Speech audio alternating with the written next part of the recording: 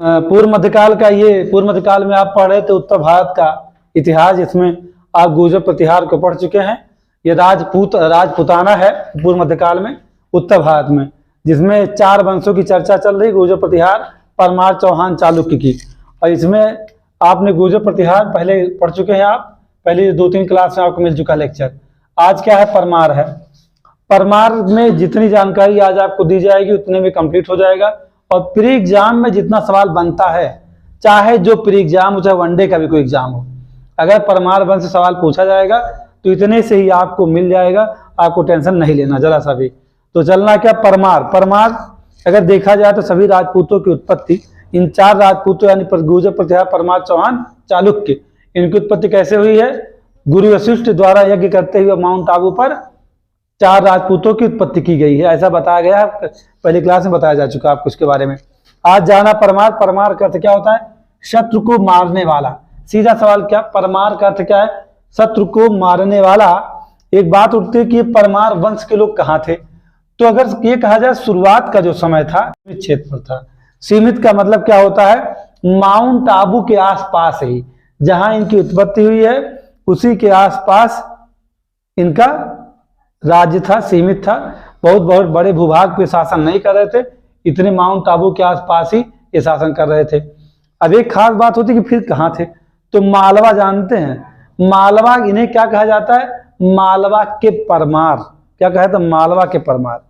यानी कि माउंट आबू वहीं तो भाई, ये कहीं बाहर है, उसी के पास है। तो मालवा के परमार का उत्पत्ति कहां से हुआ है? माउंट आबू पर। हमने कहा गुरु वशिष्ठ के यज्ञ द्वारा, ये आप जान रहे इस बात को।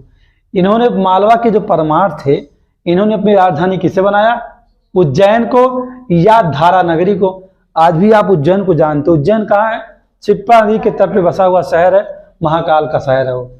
इसके संस्थापक कौन है? परमार वंश के उपेंद्र हैं। ठीक, अब यहाँ 3 ही 4 शासक पे चर्चा करनी है। एक सुयक द्वितीय पर, एक मुंज वाकपति मुंज पर, और एक क्या नाम है सिंधुराज पर, और दूसरे भोजराज पर। यानी 3-4 शासक को आप जानते हैं, परमार की कहानी खत्म हो जाती है। तो देखेंगे सुयक द्वितीय का समय क्या है? 945 से 972 तक। अगर ये कहा जाए कि परमार वंश का ऐसा शासक जिसकी ऐतिहासिकता सिद्ध हो चुकी है, यानी सुयक द्वितीय क्या है? प्रथम, इस वंश का प्रथम ऐतिहासिक शासक है। क्या है? प्रथम ऐतिहासिक शासक है, जिसे परमार वंश का वास्तविक संस्थापक भी माना जाता है। इसने कौन सी उपाधि धारण की थी? श्रीहर्ष की उपाधि धारण की थी। अब इसके बाद कौन शासक हैं? मुंज का मतलब क्या? वाकपति मुंज या मुंज परमार। अब कहेंगे सर मुंज क्यों इनका नाम है? तो बात है कि सुयक द्वितीय का दत्तक पुत्र है। कौन? मुंज या वाकपति मुंज। ये जैसे देखते हैं आप, मूज होता, मूज काश जिसे कहते हैं, गांव में उसे मूज कोई काश कहता है, उसी पे पड़ा हुआ किसे मिला था? सुयक द्वितीय को मिला था, इसीलिए इसका नाम मुंज हो गया था। किसका नाम? उस बच्चा जो काश या मूज पे पड़ा हुआ मिला था, उसका नाम मुंज क्यों पड़ गया? क्योंकि मूज पे मिला रहा, काश पे मिला रहा, यानी घास एक प्रकार की, जिस पर इसकी माँ ने छोड़ के इसकी माँ चली गई थी, है ना। तो ये सुयक का क्या है? द्वितीय दत्तक पुत्र है। ये सवाल आपके लिए। इसने कौन कौन सी उपाधियां धारण की?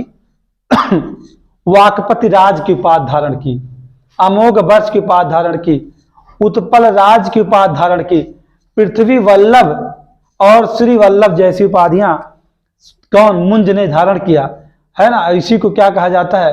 वाकपति भी कहा गया। तो क्या कहता है? मुंज परमार। इसकी एक उपाधि क्या है? कवि वृष भी है। बात यह है कि ये जो है ये भी कुछ पुस्तकों को लिखता रहता था। कौन? वाकपत भी, इसीलिए इसको कवि वृष भी कहा दिया गया है। इसी के समय में कौन? मुंज के समय में ही तैलप द्वितीय, जो कि एक चालुक्य वंश का शासक है, चालुक्य नरेश तैलप द्वितीय को इसने क्या किया था? 6 बार हराया था। कौन? मुंज ने। वाकपत मुंज ने चालुक्य नरेश तैलप द्वितीय को 6 बार हरा दिया। 7वीं बार धोखे से बंदी बना लिया गया। कौन? वाकपत मुंज। जब ये बंदी बना लिया गया तो जेल में जब था तो उस समय तैलप की बहन थी, उनका नाम था मृणालवती। से प्रेम हो गया। किसको? मुंज को। लेकिन मृणालवती ने किसे धोखा दे दिया? वाकपति मुंज को। यहां तक बात हो गई। नेक्स्ट, अब अगर आप देखते हैं कि इनके समय में क्या कोई दरबारी कवि थे, जो महत्वपूर्ण सवाल है, तो नौ सहसांक चरित के लेखक पद्मगुप्त, अभिधान माला के लेखक हलायुध, दशरूप के लेखक धनंजय और पद्म चरित के लेखक महासेन इसके दरबार में रहने वाले कवि हैं, राज दरबारी हैं। और हलायुध वही हैं जिन्होंने पिंगल छंद शास्त्र पर मृत संजीवनी नामक टीका लिखा है। इस बात को ध्यान रखिएगा। तो इतने महत्वपूर्ण सवाल हैं और ये दुर्लभ है, ध्यान रखिएगा। यहाँ पुस्तकें जो है नौ सहसांक चरित, हलायुध, धनंजय और महासेन जैसी पुस्तकों के बारे में पूछा जाता है कि इसके लेखक कौन हैं। या आप बहुत सारी किताबों में ढूंढते रहेंगे, इकट्ठा ये जानकारी आपको मिल नहीं सकती है, ये बात जानिएगा। इसीलिए कहा जाता है कि जब आप क्लास लेकर के स्टडी करते हैं और लेक्चर लेते हैं तो आपके पास ज़्यादा कंटेंट रेडी होता है और इसीलिए समय लगता है। ऐसा नहीं होता कि आप बस 2 मिनट में कोई चैप्टर क्लोज कर सकते हैं, ऐसा नहीं। फिर भी ये प्री के लिए है और बहुत पर्याप्त है, कोई टेंशन नहीं लेना है। मेंस में कोई इसका सवाल होता नहीं है, जैसे पीसीएस या यूपीएससी मेंस से इससे कोई वास्ता नहीं है।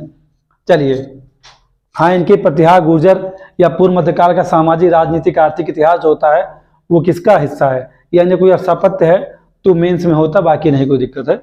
इतने से आपका काम हो सकता है। फिर इसके बाद मुंज के बाद कौन हुआ? सिंधुराज हुआ।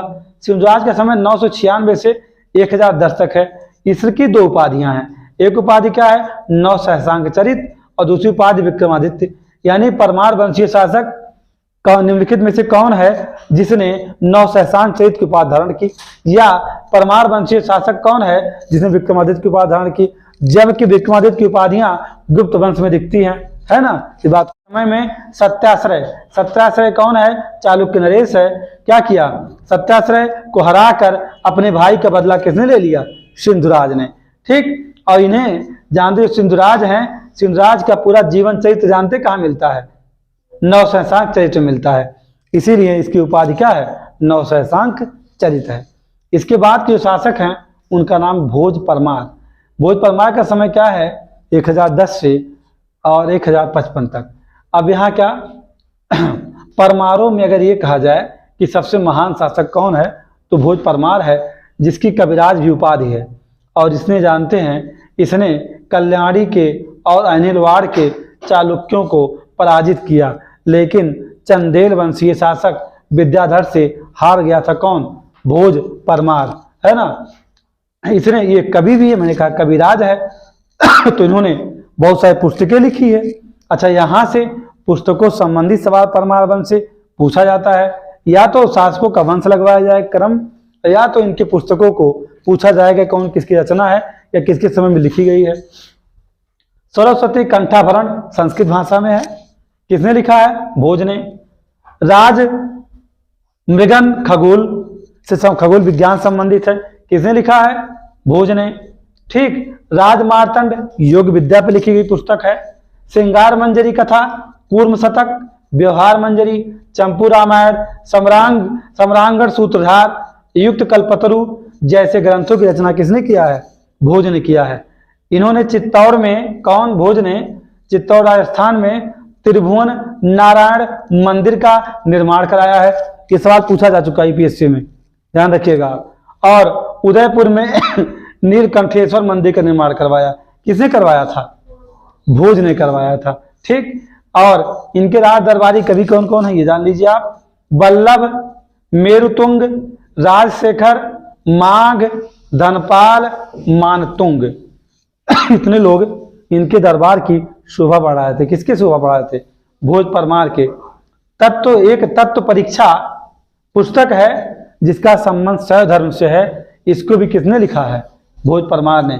पूछा जाएगा तत्व परीक्षा और सुमेध करवाएगा शैव धर्म, या लेखक का नाम पूछेगा तो कौन है? भोज परमार है। धारा नगरी में इन्होंने क्या किया? कंठाभरण संगीत पाठशाला का निर्माण करवाया था। इनकी पत्नी एक विदुषी थी, मतलब विद्वान थी, उनके सहयोग से इन्होंने 11वीं सदी के आसपास धारा नगरी यानी उज्जैन में कौन सा कंठाभरण संगीत पाठशाला, जिसे भोज की पाठशाला कहा जाता है, उसका निर्माण कर, जहां पर वाग देवी प्रतिमा स्थापित है। आज सवाल किया जाएगा, ज्ञानपीठ पुरस्कार में दी जाने वाली वाग देवी की प्रतिमा किस के इतिहास से संबंधित है, या ऐसी प्रतिमा किसके द्वारा स्थापित है या कहाँ स्थापित है। तो ध्यान रखिएगा, ज्ञानपीठ पुरस्कार में जो वाग देवी की प्रतिमा दी जाती है, हिंदी साहित्य का पुरस्कार है जो प्रतिमा दी जाती है वो प्रतिमा कहाँ स्थापित है, कंठाभरण संगीत पाठशाला धारा नगरी में यानी उज्जैन में, जिसका निर्माण किसने किया था, भोज परमार ने किया था। भोज के बाद जय सिंह शासक हुए और जय सिंह के बाद उदयचिल्ल हुए, उदयचिल्ल के बाद नरवर्मन हुए। इसके बाद के परमार वंश में कोई इतिहास नहीं है, ना कोई ऐतिहासिकता है। नरवर्मन ने निर्वाण राय की उपाधि धारण की थी। पर मतलब क्या कि परमार वंशीय वह कौन सा शासक है जिसने निर्वाण राय की उपाधि धारण की थी, तो वह जानते कौन है, वो है नरवर्मन। परमार वंश में इससे आगे सवाल नहीं बनता है। बार बार पढ़िए, जहाँ ना समझ में आए 1 से 1 बार हमसे पूछ लीजिए। और डीप जो आपको कहानी सुनने का मन करे तो एग्जाम के बाद इसकी पूरी कहानी सुन सकते हैं। अभी तो मात्र रिवीजन के लिए आपके है, प्री एग्जाम के लिए है। अगर सवाल जो भी प्री का आएगा तो इतने में से आ जाए, ये भी कम नहीं है, बहुत है। यूट्यूब पे किसी भी क्लास को आप सर्च करिएगा परमार वंश के बारे में, इससे ज़्यादा जानकारी, इससे कम ही लोग जानकारी देते हैं। इतनी जानकारी कोई भी चैनल वाला देना नहीं चाहता है, क्योंकि इसमें बहुत ही कठोर कार्य है करना, इसे आसान नहीं चैप्टर में। तो आज परमार वंश हो गया, इसके पहले हमने गुर्जर प्रतिहार वंश पढ़ा दिया आपको। आज परमार कंप्लीट। अब जब भी शुरू होगा चौहान शुरू होगा, चाहे कल शुरू हो या जब भी शुरू हो।